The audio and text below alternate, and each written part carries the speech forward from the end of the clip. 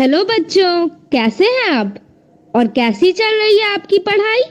ये तो बहुत अच्छी बात है कि हम लोग प्रतिदिन सुबह 9 बजे से 10 बजे अपनी कॉपी और कलम के साथ मेरा दूरदर्शन मेरा विद्यालय कार्यक्रम देखने के लिए तैयार रहते हैं, जहां क्लास 6 से 8 की पढ़ाई होती है और साथ-साथ कुछ अन्य रोचक जानकारियां भी हमें मिलती हैं। कार्यक्रम में बताई जा रही इम्पोर्टेंट पॉइंट्स को हम नोट भी करते हैं ताकि बाद में उनका रिवीजन कर सकें।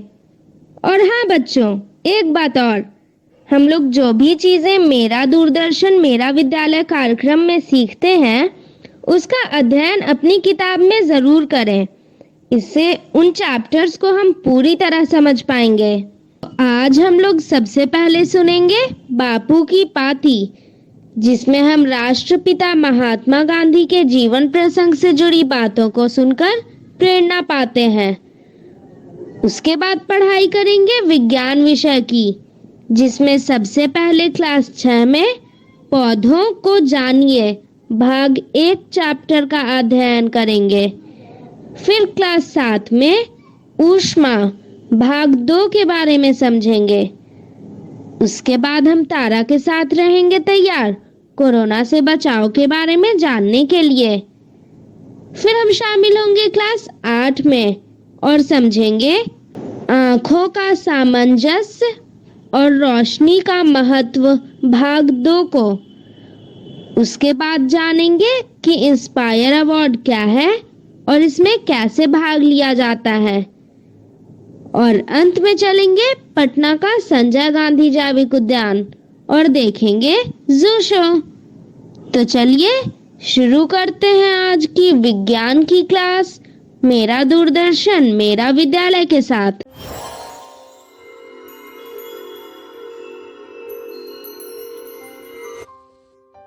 बापू की कहानी, जिसमें हम बात करेंगे महात्मा गांधी के जीवन के बारे में। पिछली बार हमने ये जाना कि बापू ने अपने एक दोस्त के संगत में आकर मांस खाना शुरू किया था, जिसका बाद में उन्हें पछतावा भी हुआ और फिर उन्होंने छोड़ दिया। मोहन के एक चाचा बीड़ी पीते थे। 12-13 साल के मोहन और एक रिश्ते के भाई को लगता था कि मुंह से धुआं उड़ाना बड़ी शान की बात है। बीड़ी खरीदने के लिए दोनों ने एक नौकर के जेब से सिक्के भी चुराए थे, लेकिन जल्दी ही ये गंदी आदत छूट गई और फिर मोहन ने कभी बीड़ी सिगरेट को हाथ नहीं लगाया। दूसरी बार मोहन ने 15 साल की उम्र में चोरी की, अपने मंझले भाई करसन दास के लिए। उन पर 25 रुपए का कर्जा चढ़ गया था और वो बहुत परेशान थे। वो सोने का एक बाजूबंद भी पहनते थे। मोहन ने कहा, मैं तुम्हारे बाजूबंद से एक सोने का टुकड़ा निकाल देता हूँ। मोहन ने सोने का एक टुकड़ा निकाल दिया और उसे बेचने से भाई का कर्जा पट गया। लेकिन मोहन की अंतरात्मा उन्हें कचोटने लगी।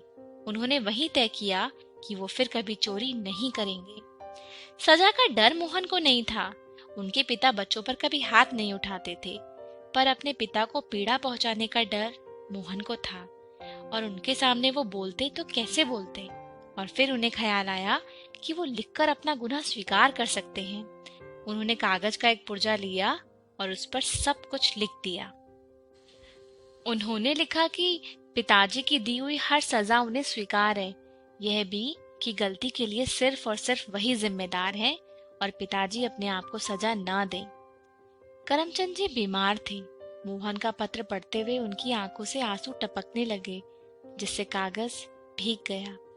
मोहन भी रो दिए। उस समय उन्हें पता नहीं था कि सच्चाई से अपना गुनाह कबूल कर लेना ही सच्चा पश्चाताप है, और वो भी तब जब सामने वाले को अपनी गलती की भनक भी नहीं हो। पिताजी कुछ नहीं बोले, बस कागज फाड़ के फेंक दिया। प्यार के उन आंसुओं ने गंगा जल की तरह मोहन के मन को और उनके पाप को भी धो दिया। अब मोहन के लिए उनका प्यार बढ़ गया और भरोसा भी। करमचंद जी की तबीयत बिगड़ती ही गई। उनकी सेवा का जिम्मा 3 लोगों पर था, उनकी पत्नी, एक पुराना नौकर और मोहन। पिता की सेवा करने से मोहन को एक लाभ ये मिला कि उनसे मिलने जुलने वालों के साथ उनकी बातचीत वो सुन पाते थे। उनकी अपने पारसी और मुसलमान दोस्तों से तरह तरह की चर्चाएं होती थी। उनके घर जैन मुनि भी आते थे।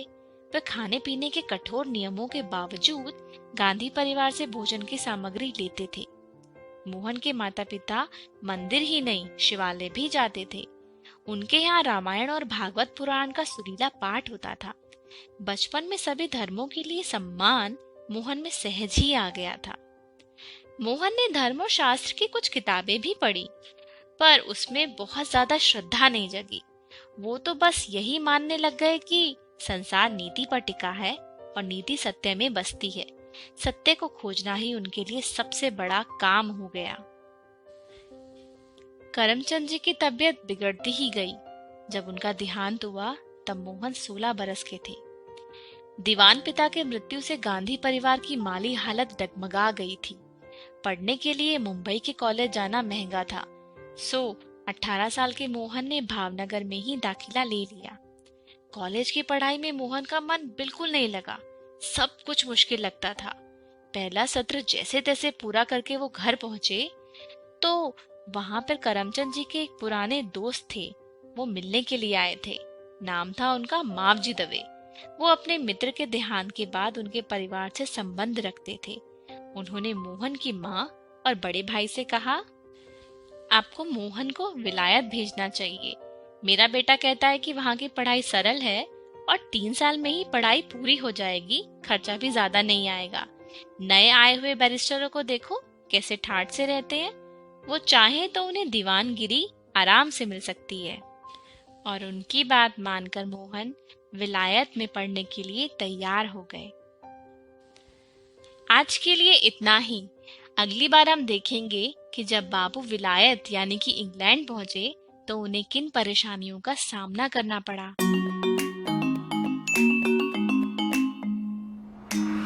पिकनिक पर आए लोग अलग अलग तरह के खेल खेल रहे थे। कुछ बच्चे गाने गा रहे थे, कुछ पकड़म पकड़ाई खेल रहे थे और कुछ चादर बिछाकर बातचीत कर रहे थे। पुष्पा और पंकज गेंद से पास पास खेल रहे थे। खेलते खेलते पुष्पा के हाथ से गेंद फिसलकर पास ही गुलाब के फूल पर जा लगी। अरे पुष्पा, गुलाब का पौधा कहीं टूट तो नहीं गया? देखते हैं पंकज। नहीं नहीं, पौधा सही सलामत है। पंकज ये देखो, यहाँ गुलाब के अलावा और भी छोटे छोटे फूल के पौधे हैं। ये शाख और झाड़ी प्रकार के पौधों के अच्छे उदाहरण हैं। तभी पिताजी पास आते हैं। अरे वाह पुष्पा, तुम्हें पता है कि गुलाब का पौधा एक झाड़ी है? यह मुझे भी पता है पिताजी। हमें कल की कक्षा में पढ़ाया गया है कि पौधे 4 प्रकार के होते हैं। अच्छा बताओ कौन से? शाख, झाड़ी, वृक्ष एवं लताएं भी 2 प्रकार की होती हैं। विसर्पी लताएं और आरोही लताएं। पिताजी, ये मुझे बताना था। अच्छा पंकज, एक काम करते हैं।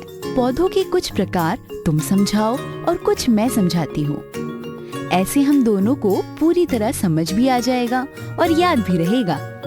ठीक है, मैं शाख से शुरू करता हूँ। देखो, ये जो छोटे पौधे हैं ना, जिनका तना नाजुक होता है, इन्हें शाख कहते हैं। धनिया, पुदीना, मूली, गाजर, शलगम, गेहूं, चावल, सरसों आदि शाखों के अन्य उदाहरण हैं। बहुत अच्छे।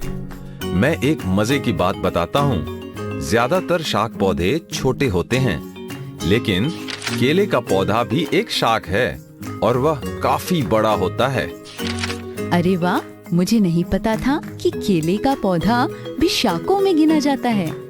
अच्छा, अब मैं बताती हूँ झाड़ियों के बारे में। ये पौधे छोटे एवं मध्यम आकार के होते हैं और इनके तने कठोर किंतु पतले होते हैं। इनकी शाखाएं भी जमीन के पास से ही निकलना शुरू कर देती हैं। नींबू, तुलसी, गुलाब और अनार झाड़ियों के कुछ उदाहरण हैं। पौधों का अगला प्रकार है पेड़। इनके तने बेहद कठोर तथा मोटे होते हैं और शाखाएं जमीन से काफी ऊपर उठी होती हैं।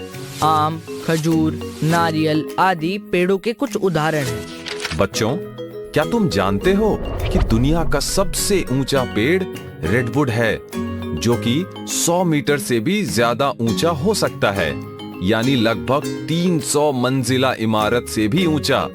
ये पेड़ अमेरिका में पाया जाता है। क्या? इतनी ऊंची तो हमारे शहर की इमारतें भी नहीं है। एक तरफ है रेडवुड का पेड़ जो इतना ऊंचा हो जाता है और दूसरी तरफ है विसर्पी लताएं जो जमीन से ऊपर ही नहीं उठती। लताओं के तने कोमल होते हैं पुष्पा, इसीलिए ये जमीन पर ही इधर उधर फैल जाती हैं। कद्दू, तरबूज, खरबूजा आदि विसर्पी लताओं के उदाहरण हैं। तरबूज, खरबूजे और आम के बारे में सोचकर तो मुंह में पानी आ गया। अच्छा, क्या लौकी के बारे में सोचकर भी मुंह में पानी आता है? लौकी मैं तुम्हें खिलाऊंगा, मुझे नहीं पसंद। मुझे तो पसंद है। ये पौष्टिक फल जो हम सब्जी की तरह पकाकर खाते हैं, हमें आरोही लताओं से मिलता है। ये लताएं अपने आसपास के पेड़ों, सीढ़ियों या अन्य मजबूत चीजों के सहारे ऊपर चढ़ जाती हैं। अंगूर भी आरोही लता का एक उदाहरण है। ये बताओ तो मैं मान लूंगा कि तुम्हें पौधों के बारे में बहुत कुछ पता है। हाँ, पूछो। दुनिया का सबसे बड़ा फल किस पेड़ में लगता है? अरे, ये तो मैंने कभी सोचा ही नहीं। लताओं के बारे में बात हो रही है तो तरबूज ही होगा। तरबूज? क्या आपको पता है? सही कहा। कटहल का फल सभी फलों से बड़ा होता है और कटहल के पेड़ पे लगता है। पता है, कटहल का एक फल 50 किलो तक का भी हो सकता है। पुष्पा, जो लोग ये वीडियो देख रहे हैं उन्हें तुमसे ज्यादा पता है। आज तो मजा आ गया और ये भी पता चला कि मेरे दोनों बच्चे बहुत होशियार हैं। अब अंधेरा होने लगा है, घर चलने की तैयारी करो। अरे कितना मजा आ रहा था। कोई बात नहीं, कल शाम सुंदर अंकल के बागीचे में चलते हैं। हाँ पुष्पा, पक्का चलेंगे, क्योंकि अभी तो हमें पौधों के तनों, फूलों और उनकी जड़ों आदि पर भी चर्चा करनी है। चलो बच्चों, देर हो रही है। हाँ पिताजी, चलते हैं।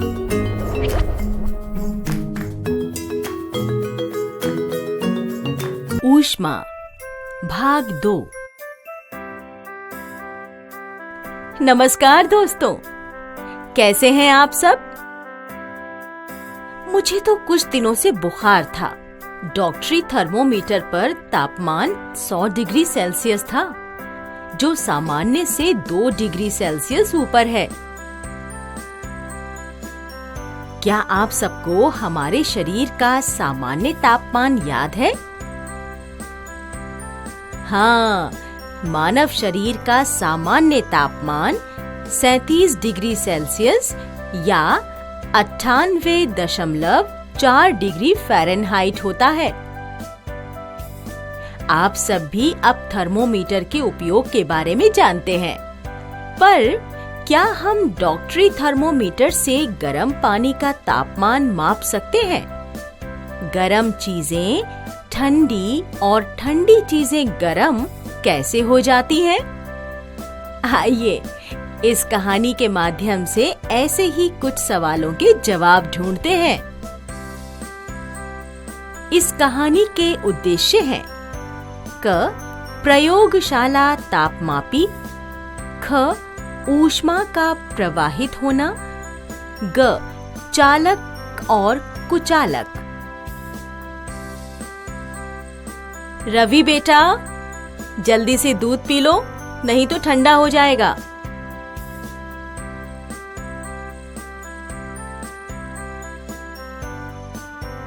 माँ, यह तो अभी भी बहुत गर्म है, इसे जल्दी से ठंडा कर दो।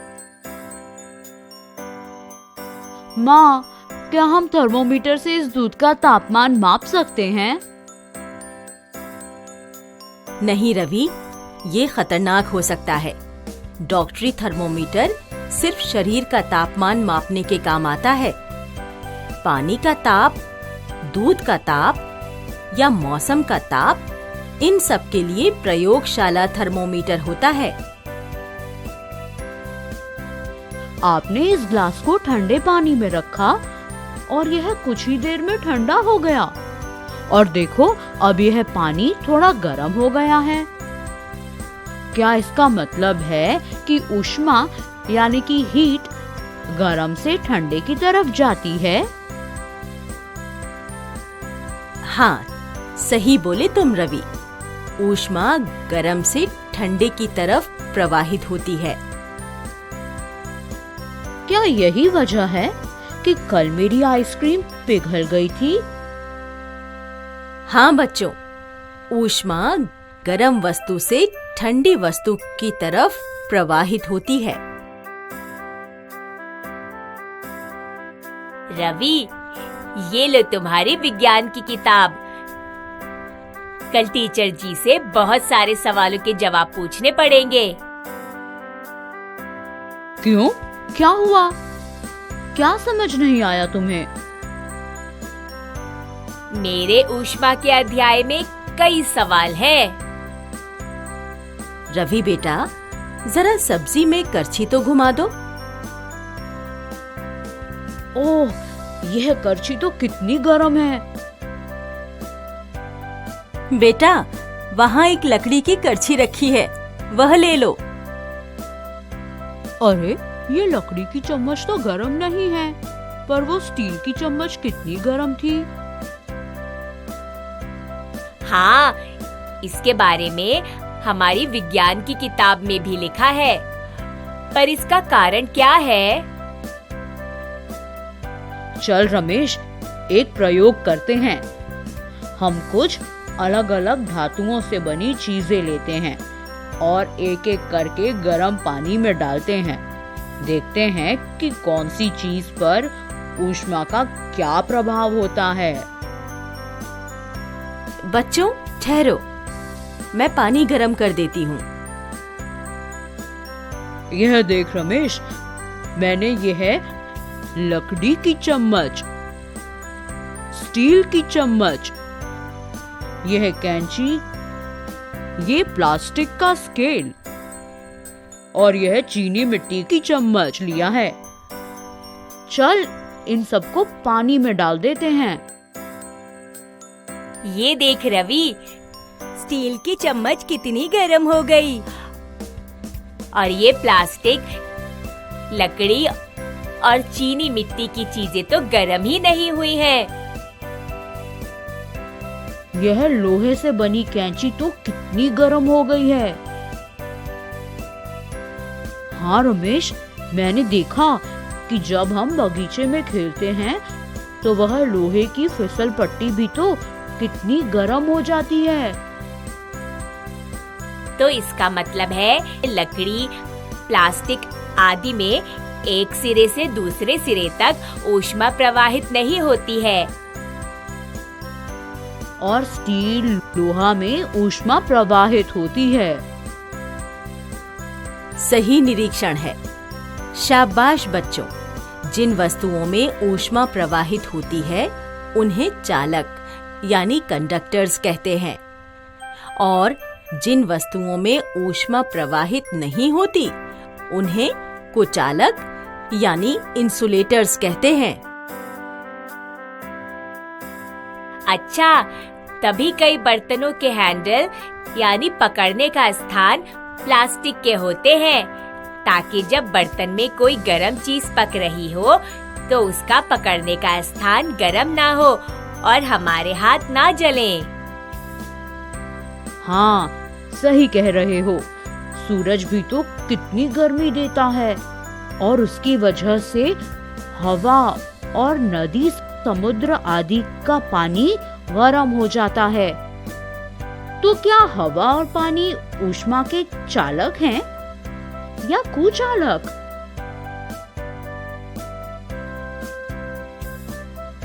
दोस्तों, आपने सीखा कि ऊष्मा गर्म से ठंडी जगह की ओर प्रवाहित होती है।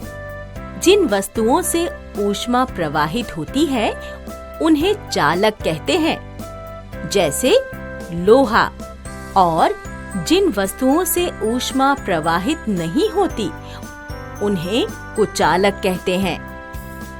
पर रवि के प्रश्न का उत्तर क्या हो सकता है कि हवा और पानी से ऊष्मा प्रवाहित होती है या नहीं? चलिए, इस प्रश्न का उत्तर हम अगले वीडियो में ढूंढेंगे। जल्द मिलते हैं। Thank you.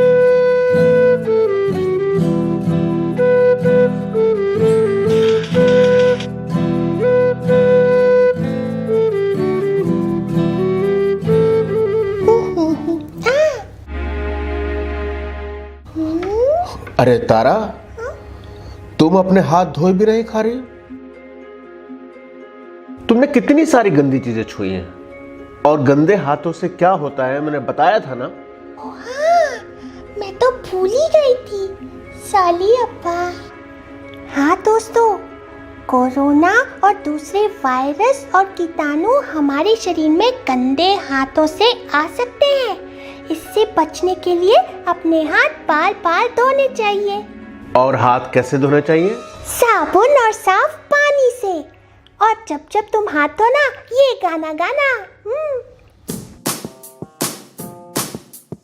हाथों को धोना है, हाथों को धोना है, क्योंकि कोरोना है, क्योंकि कोरोना है। हाथों को धोना है, हाथों को धोना है, हर बार कम से कम 40 सेकंड तक हाथों को धोना है, हाथों को धोना है।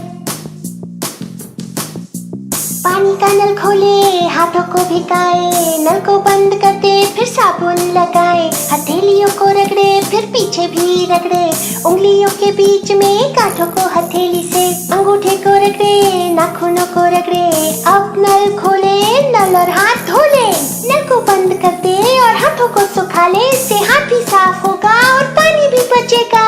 हाथों को धोना है, हाथों को धोना है, क्योंकि कोरोना है, क्योंकि कोरोना है। हाथों को धोना है, हाथों को धोना है, हाथों को धोना है, क्योंकि कोरोना को भगाना है ना?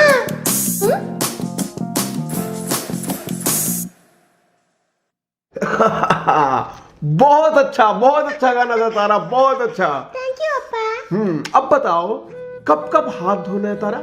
मुझे याद है अब्बा। ओके। हाथों में खांसने या छींकने के बाद, घर या बाहर की कोई गंदी चीज या सतह छूने के बाद, किसी को छूने से पहले और छूने के बाद, चेहरा, नाक, आँख छूने से पहले और बाद में, खाना खाने से पहले, टॉयलेट जाने के बाद, खेल कर आने के बाद, किसी बीमार व्यक्ति को छूने के बाद, बाहर से आने के बाद, और बच्चे की पॉटी साफ करने के बाद। अरे वाह तारा, तुम्हें तो पूरा याद है। अच्छा, हाथ धोने के साथ साथ कोरोना से बचने के लिए और क्या करना है वो भी याद है ना? हाँ अब्बा, सबसे 1 मीटर की दूरी बनाकर रखना है और घर पर ही रहना है। अब मेरे साफ खुशबूदार हाथों से आप सबको नमस्ते। नमस्ते।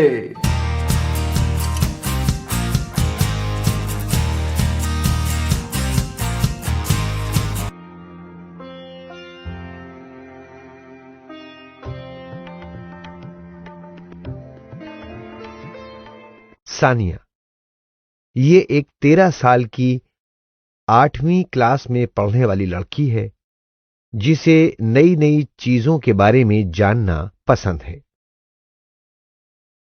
मम्मी जी, सानिया की मम्मी, जिनकी उम्र लगभग 40 साल है, जो कि शहर में रहती हैं, वो सानिया को नई चीजें खोजने, जानने में मदद करती हैं। कबीर, सानिया का बड़ा भाई, जिसकी उम्र 14 साल है, वो 9वीं क्लास में पढ़ता है और सानिया को नई नई चीजें समझने में मदद करता है।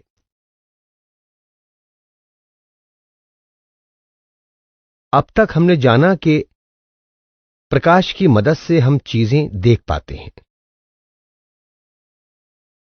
दुनिया में 2 तरह की वस्तुएं हैं, अप्रदीप्त और प्रदीप्त वस्तु। अप्रदीप्त वस्तुओं को चमकने के लिए प्रकाश के अन्य स्रोतों की आवश्यकता होती है। उदाहरण के लिए चांद, जबकि प्रदीप्त वस्तुओं का अपना प्रकाश होता है, जैसे मोमबत्ती, सूरज आदि। परावर्तित प्रकाश को हम इस दुनिया में सबसे ज्यादा देखते हैं। प्रकाश किरण जो किसी भी सतह से टकराती है, आपतित किरण कहलाती है। प्रतिबिंब के बाद सतह से वापस आने वाली किरण को परावर्तित किरण कहते हैं। आपतन कोण हमेशा परावर्तन कोण के बराबर होता है। ये प्रतिबिंब के नियमों में से एक है। आपतित किरण आपतन बिंदु पर अभिलंब और परावर्तित किरण ये सभी एक तल में होते हैं। जब सभी समांतर किरणें किसी खुरदुरे या अनियमित सतह से परावर्तित होने के बाद समांतर नहीं होती तो ऐसे परावर्तन को विसरित परावर्तन कहते हैं। दर्पण जैसी चमकदार सतह से परावर्तन को नियमित प्रतिबिंब कहा जाता है। दो शीशों को आमने सामने रखकर परावर्तित किरण को परावर्तित किया जा सकता है। इसी तरह परावर्तित किरण दोनों शीशों से टकराकर बनाई जा सकती है। सानिया, तुम 2 घंटों से टीवी देखे जा रही हो। मम्मी, मुझे यह कार्यक्रम बहुत पसंद है और इसके सभी भाग आज दिखाए जा रहे हैं। मुझे पता है सानिया, लेकिन लगातार टीवी देखने से तुम्हारी आंखों की रोशनी खराब हो जाएगी। क्या तुम ऐसा चाहोगी? ठीक है मम्मी, मैं अब टीवी बंद कर देती हूँ। मैं अब क्या करूं? एक काम करती हूँ, मैं बाहर जाकर देखती हूँ कि भैया पार्क में हैं या नहीं। क्या बात है सानिया, तुम क्यों चिल्लाई? मैं बहुत देर से अंधेरे में टीवी देख रही थी और अचानक जब मैं भैया की तलाश में बाहर आई तो धूप की रोशनी मेरी आंखों पर पड़ी। मुझे ऐसा लगा जैसे मैं एक पल के लिए अंधी हो गई। ओह, थोड़ी देर के लिए अपनी आंखें बंद करो और शांत हो जाओ। थोड़ी देर में सब ठीक हो जाएगा। यहाँ इतना अंधेरा क्यों लग रहा है? मैं कुछ देख नहीं पा रहा। कबीर, थोड़ी देर के लिए अपनी आंखें बंद करो और फिर आंखें खोलकर फिर से कमरे को देखो। हाँ, मैं अब सब कुछ साफ साफ देख पा रहा हूँ। ये कैसे हुआ? जब मैं एक अंधेरी जगह से एक रोशनी वाली जगह पर गई, तब कुछ देर तक मैं कुछ नहीं देख पाई और जब भैया एक रोशनी वाली जगह से अंधेरे में आया, तब वह कुछ देर तक कुछ नहीं देख सका। मुझे पता है कि क्या हुआ था। अंदर और बाहर की रोशनी में अंतर है, जिस कारण आंखें तेज रोशनी से धीमी रोशनी पर जाने पर खुद को उसके अनुरूप ढालने में समय लगाती है। उस ही समय में हमें आंखों के आगे अंधेरा सा लगता है और ऐसा ही इसके उलट परिस्थिति में भी होता है, क्योंकि कमरे में बाहर की तुलना से कम रोशनी होती है। इसीलिए हमारी आंखों को बदलते परिवेश में जल्दी से समायोजित होने में कठिनाई होती है। बिल्कुल सही कहा कबीर। हमें रोशनी और आंखों के बारे में और भी जानकारियां पता लगानी है ना सानिया? हाँ भैया, आइए ढूंढते हैं। ये देखिए भैया, किताब में लिखा है कि परितारिका नाम की मांसपेशी हमारी आंखों में पहुंचने वाली रोशनी की मात्रा को नियंत्रित करती है। हाँ, यह सही है। यहाँ देखो कि ये कैसे ऊपर और पास से दिखता है जब परितारिका आंखों में रोशनी जाने देती है। दोस्तों, क्या आप बता सकते हैं कि परितारिका आंखों में कब ज्यादा रोशनी जाने देती है और कब कम जाने देती है? आप सोचने के लिए 2 मिनट का समय ले सकते हैं। इसके लिए आप एक प्रयोग कर सकते हैं। एक अंधेरे कमरे में थोड़ी देर बैठें और फिर धूप में बाहर निकलें। अपने दोस्त से यह देखने के लिए कहें कि प्रत्येक स्थिति में आपकी परितारिका कितनी खुली है। भैया, तुमने देखा होगा कि कितने फोटोग्राफर बड़े बड़े लेंस लगाते हैं अपने कैमरे पर, जो कि बहुत महंगे होते हैं। हाँ, इसीलिए हमारी आंखों को अच्छी देखभाल की जरूरत है, वरना हमारी आंखों का इलाज होना बहुत मुश्किल और महंगा है। और कई बार जब हमारी आंखों की रोशनी चली जाती है तो उसे दोबारा पाना बहुत मुश्किल है। मैं अब से टेलीविजन देखते समय सावधान रहूंगी और ज्यादा देर तक टेलीविजन नहीं देखूंगी। दोस्तों, क्या आप मुझे सही दृष्टि के लिए माप बता सकते हैं? हाँ, आप सही हैं। यह 20 बाय 20 है। यदि आप एक नेत्र परीक्षण केंद्र में जाते हैं तो आप देखेंगे कि नेत्र रोग विशेषज्ञ आपकी आंख की जांच करेंगे और फिर आपकी दृष्टि को एक संख्या देंगे जो आपकी दृष्टि के आधार पर होगी। यदि आप अब तक किसी नेत्र रोग विशेषज्ञ के पास नहीं गए हैं तो आपको निश्चित रूप से वहां जाना चाहिए। सानिया, क्या तुम जानती हो कि आंखों के भी कई रोग होते हैं जो किसी को भी हो सकते हैं? उनमें से एक मोतियाबिंद है। इसमें आंख का लेंस धुंधला हो जाता है। भैया, क्या मोतियाबिंद का इलाज मुमकिन है? पहले के जमाने में इसका इलाज मुश्किल था, लेकिन शुक्र है कि आज के समय में इसका इलाज मुमकिन है। इसके इलाज में अपारदर्शी लेंस को हटा दिया जाता है और एक नया कृत्रिम लेंस डाल दिया जाता है। मुझे याद है कि हमारे पड़ोसी को भी यही मोतियाबिंद की परेशानी थी। भैया, क्या आप जानते हैं, हमारे शिक्षक कह रहे थे कि यदि हम सब्जियां, फल, विटामिन ए से भरपूर भोजन जैसे पालक, उचित आहार जैसे गाजर खाते हैं तभी हमारी आंखों की रोशनी बेहतर बनी रहती है। सीधी धूप भी हमारी आंखों के लिए खराब है। हाँ, इसके अलावा हमारे स्कूल में योग शिक्षक ने कुछ अच्छे नेत्र व्यायाम भी सिखाए हैं।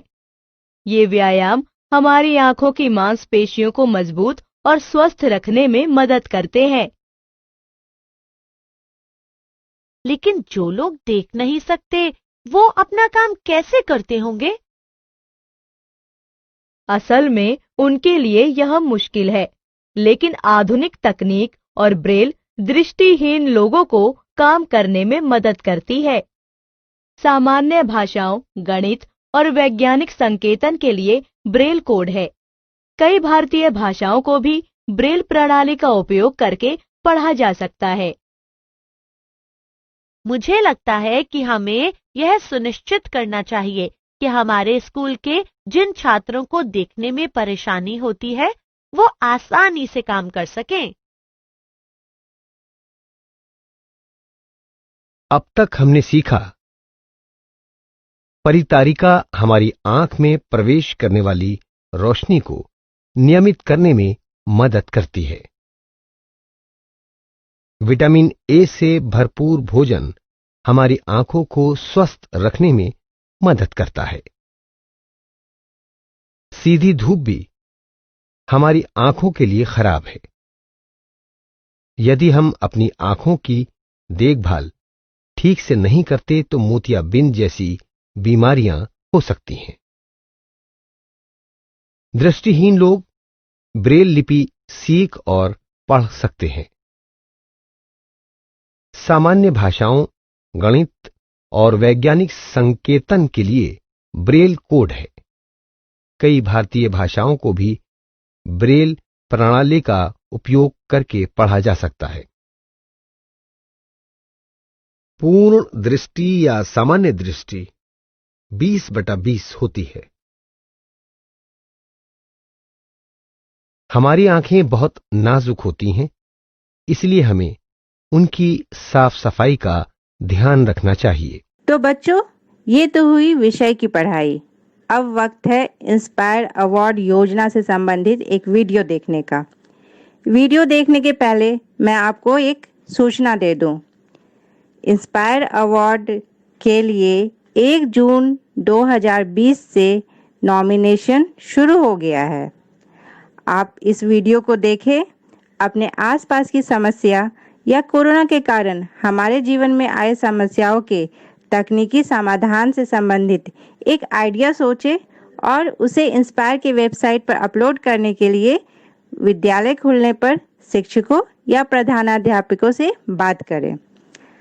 चयनित आइडिया को भारत सरकार के डिपार्टमेंट ऑफ साइंस और टेक्नोलॉजी द्वारा मॉडल बनाने के लिए 10,000 की राशि भी दी जाती है। तो आइए देखते हैं आज इंस्पायर अवार्ड से संबंधित ये वीडियो।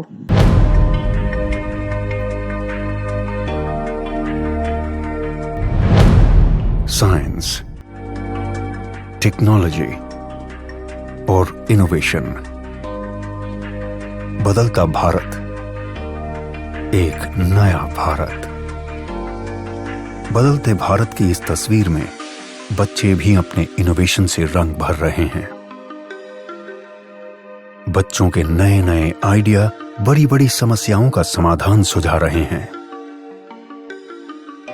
जैसे अंडमान और निकोबार के सयन अख्तर शेख ने गैस सिलेंडर के कैप को आसानी से खोलने का औजार बनाया है।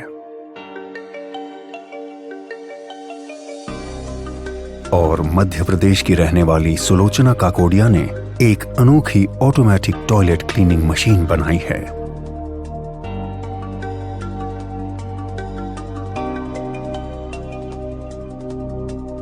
भारत सरकार का विज्ञान एवं प्रौद्योगिकी विभाग DST और राष्ट्रीय नव प्रवर्तन प्रतिष्ठान भारत NIF ऐसे ही लाखों नन्हे इनोवेटर्स को देश भर से ढूंढने का प्रयास कर रहे हैं। और इस अभिनव प्रयास का माध्यम है इंस्पायर अवार्ड्स मानक।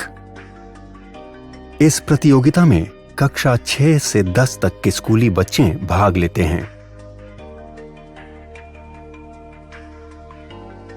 जिसमें सबसे पहले स्कूलों में प्राध्यापक द्वारा आइडिया प्रतियोगिता आयोजित की जाती है। इसके जरिए बच्चों के बेस्ट 2 से 3 आइडिया का चयन किया जाता है, जिसका नामांकन इंस्पायर अवार्ड्स मानक के वेब पोर्टल पर स्कूल द्वारा किया जाता है।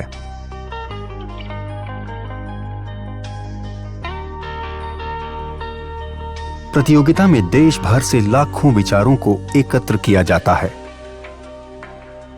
फिर 1 लाख सर्वश्रेष्ठ विचारों का चयन कर उन्हें प्रोटोटाइप बनाने के लिए 10,000 रुपए की आर्थिक सहायता दी जाती है।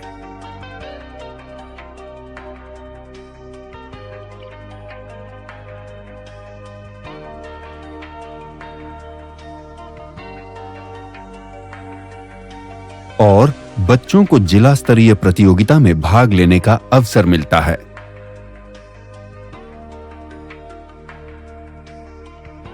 इसके बाद 10,000 आइडिया को राज्य स्तरीय प्रदर्शनी में भाग लेने का मौका मिलता है, जहां से श्रेष्ठ 1000 आइडिया को राष्ट्र स्तरीय प्रतियोगिता के लिए चयनित किया जाता है।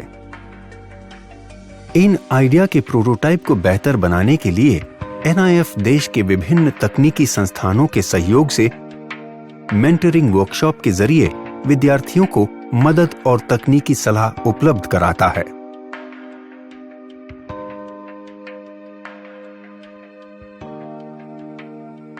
राष्ट्रीय स्तर की प्रदर्शनी में श्रेष्ठतम 60 को राष्ट्रीय पुरस्कार के लिए चयनित किया जाता है।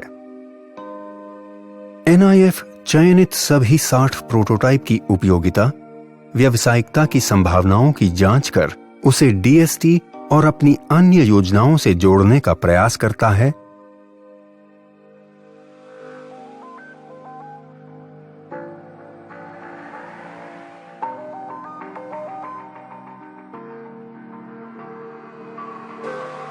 तथा वार्षिक festival of innovation and entrepreneurship में उनकी प्रतिभागिता कराता है।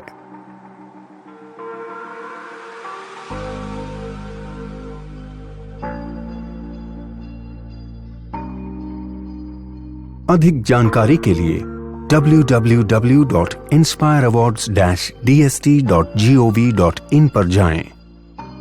आइए लाखों विद्यार्थियों को भविष्य के इनोवेटर्स बनने में हम भी मदद करें और उन्हें कुछ नया और बेहतर करने के लिए प्रेरित करें और इन बच्चों के आइडिया के जरिए एक नया भारत बनाएं। इंस्पायर अवार्ड्स मानक, inspiring innovators of tomorrow. Million minds augmenting national aspiration and knowledge.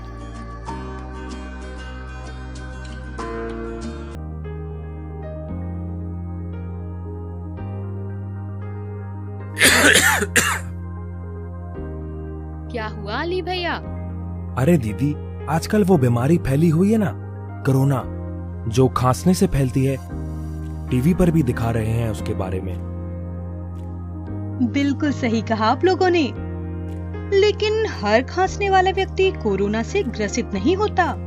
साथ ही ध्यान देने वाली बात ये भी है कि खांसते या छींकते समय मुंह को ढक लें। ठीक है ना रवि भैया?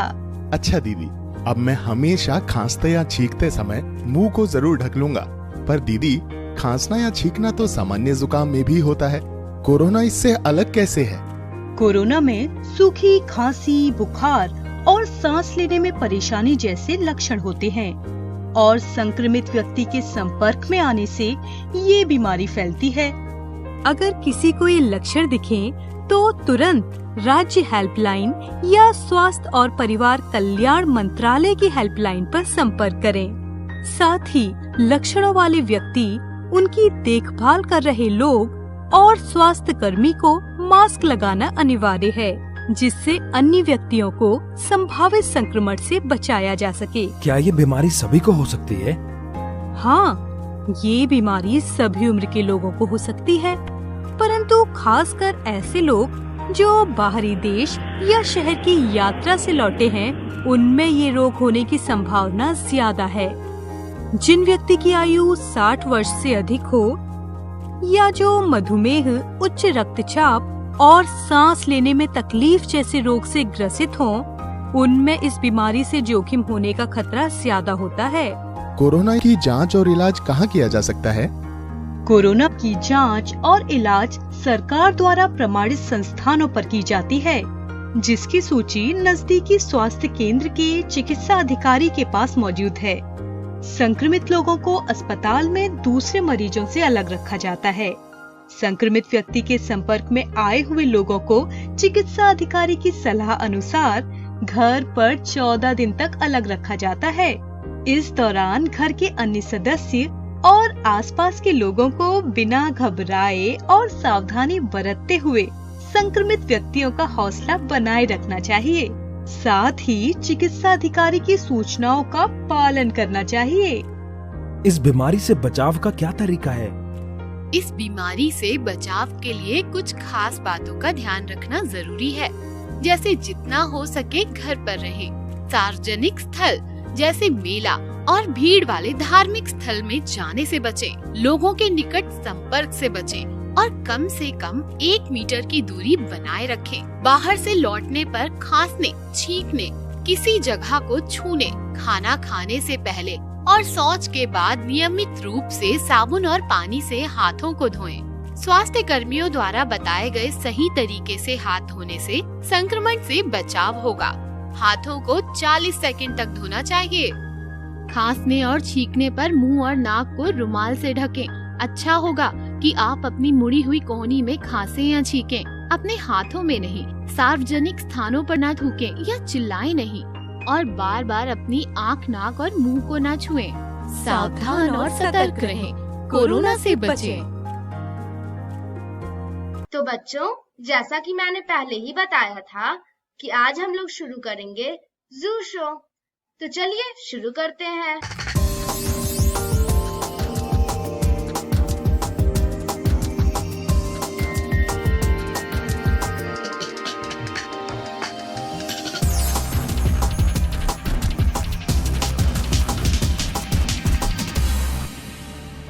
संजय गांधी जैविक उद्यान जू आउटरीच प्रोग्राम में आज हम हॉक डियर यानी पाढ़ा हिरन और बार्किंग डियर यानी काकर हिरण के पास चलेंगे।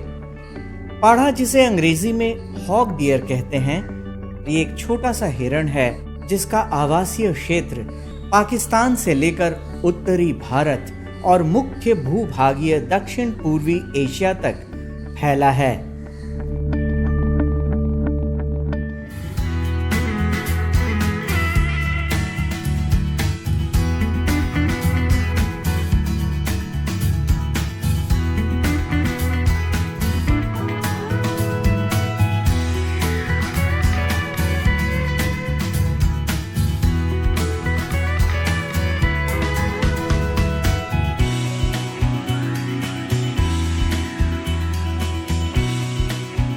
पाढ़ा हिरन अंतर्राष्ट्रीय प्रकृति संरक्षण संघ IUCN की संकटग्रस्त प्राणियों की सूची में शामिल है। इसकी औसत आयु 15 से 20 वर्ष तक होती है और इसका वजन 35 से 45 किलोग्राम तक होता है।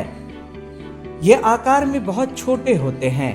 नर पाढ़ा हिरन की ऊंचाई 65 से 75 सेंटीमीटर और मादा पाढ़ा हिरन की ऊंचाई 60 से 65 सेंटीमीटर तक होती है, जबकि इनकी लंबाई 105 से 115 सेंटीमीटर तक होती है। इनका अगला पैर पिछले पैर से ज्यादा छोटा होता है। ये ज्यादातर समूह के बजाय एकांत में रहना पसंद करते हैं और इनके समूह में अधिक से अधिक 2 से 5 पाढ़ा हिरणों की संख्या होती है। हॉग डियर पूर्णतः शाकाहारी होते हैं। ये केवल वनस्पति खाते हैं। इनके आहार में घास, हरी पत्ती, फल फूल और गिरे हुए पत्ती शामिल है। इनका गर्भकाल 210 से 240 दिनों का होता है। नर पाढ़ा हिरन के ऊपर सींग होता है। जब हम इनके मॉर्फोलॉजिकल फीचर्स की बात करते हैं तो इसमें चीतल से ही मिलते जुलते जो इनके स्किन का कोट होता है वो पाया जाता है। इस पे भी स्पॉट्स होते हैं, लेकिन ये उतने प्रोमिनेंट नहीं होते हैं जितने कि चीतल में पाया जाता है। इनका हाइट भी चीतल से कम होता है। जो मेल होते हैं उनमें एंटलर्स पाया जाता है, फीमेल में नहीं होता है, जिसे ये एनुअली शेड कर देते हैं। 3 साल में जो फीमेल होती हैं वो एडल्ट हो जाती हैं और गर्भ धारण कर सकते हैं। इसके अतिरिक्त ये मेनली ये हर्बीवोर हैं और घास, कंदमूल और पत्तियाँ इत्यादि खा करके अपना जीवन यापन करते हैं। इनको शेड्यूल 3 में रखा गया है वाइल्ड लाइफ प्रोटेक्शन एक्ट में। पटना जू में इनकी संख्या लगभग 40 के आसपास है और इनके लिए काफ़ी नेचुरलिस्टिक इनक्लोजर है जिसमें बड़े बड़े वृक्षों को देखा जा सकता है। बार्किंग डियर यानी काकर हिरण अन्य हिरणों की तरह ही स्तनधारी जानवर है। यह अपनी सुंदर आंखें और बुद्धिमत्ता के लिए जाना जाता है।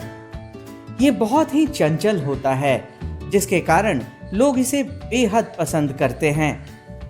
ये संभवतः सभी प्रजातियों के हिरणों में सबसे पुराना है। इसे धरती पर 150 से 350 लाख वर्ष पूर्व देखा गया। इसके जीवाश्म फ्रांस, जर्मनी और पोलैंड में पाए गए हैं। इसका वैज्ञानिक नाम मुंटियाकस मुंचाक है। आज इसकी जीवित प्रजाति दक्षिण एशिया के मूल निवासी हैं और ये भारत से लेकर श्रीलंका, चीन, दक्षिण पूर्वी एशिया, इंडो चाइना, पूर्वी हिमालय और म्यांमार में पाए जाते हैं। नर काकर हिरण का वजन मादा काकर हिरण से थोड़ा ज्यादा होता है। नर काकर हिरण का वजन 14 से 28 किलोग्राम होता है। इसका औसतन जीवन काल 18 से 25 वर्ष का होता है। इसके बाल छोटे और मुलायम होते हैं।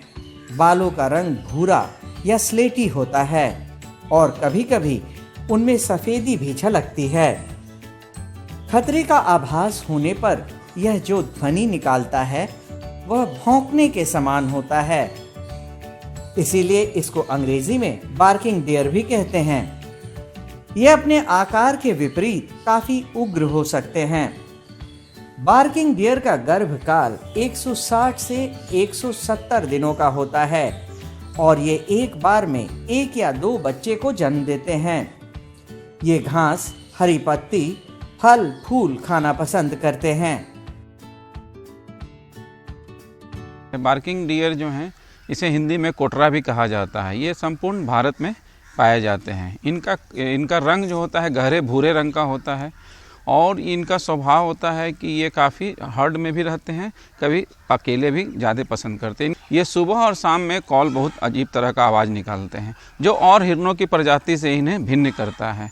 एक मुख्य बात होती है बार्किंग डियर में, एक नर जो होते हैं उनके अपर कैनाइन, जो ऊपर वाले जो दांत होते हैं वो बाहर निकले हुए रहते हैं और मादा में ये नहीं पाया जाता है। बार्किंग डियर के जो सींग होते हैं वो काफ़ी छोटे होते हैं और बार्किंग डियर के सर पर एक भी शेप का आकार बना हुआ रहता है, जो और हिरणों की प्रजाति से इसे बिल्कुल अलग करता है। संजय गांधी जैविक उद्यान में इनके रख रखाव में हम लोग इनको घास, पत्ते, अनाज इत्यादि देते हैं। ये फल भी खाते हैं, घास, पत्ते, अनाज प्रमुख रूप से इन्हें दिया जाता है। यहाँ मल्टीग्रेन्स भी, मिक्सचर भी हम लोग बना करके देते हैं।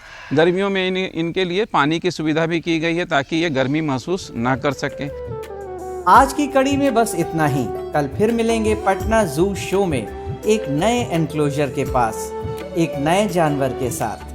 तब तक के लिए नमस्कार।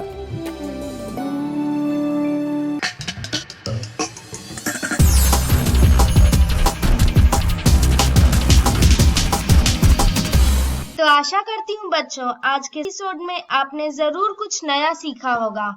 आप अपने विचार हमें स्क्रीन पर दिए गए व्हाट्सएप नंबर 9431043527 या ईमेल आईडी bepcddprogram@gmail.com पर भेज सकते हैं। और हाँ, आप मेरा दूरदर्शन मेरा विद्यालय कार्यक्रम को कभी भी बिहार शिक्षा परियोजना परिषद के YouTube चैनल पर देख सकते हैं। इसके लिए सर्च करें BEPC मेरा दूरदर्शन मेरा विद्यालय और कार्यक्रम को देखें, इम्पोर्टेंट पॉइंट्स को नोट करें और क्वेश्चंस हल करें। इसके अलावा इसके सारे एपिसोड बिहार शिक्षा परियोजना परिषद की वेबसाइट पर डिजिटल लर्निंग सेक्शन में भी उपलब्ध है। विजिट करें www.bepcssa.in। और आपको तो पता ही है कि आप खुद से लिखी कविताएं, कहानियां, पेंटिंग्स या इनके 2 से 3 मिनट के वीडियो भी हमें स्क्रीन पर दिए गए व्हाट्सएप नंबर या ईमेल आईडी पर अपना नाम, कक्षा, विद्यालय का नाम, प्रखंड और जिले के नाम के साथ भेज सकते हैं। हम चुने गए एंट्रीज को आने वाले एपिसोड में प्रसारित भी करेंगे। तो घर पर रहें, पढ़ते रहें, बढ़ते रहें। मिलते हैं अगले एपिसोड में। बाय बाय बच्चों।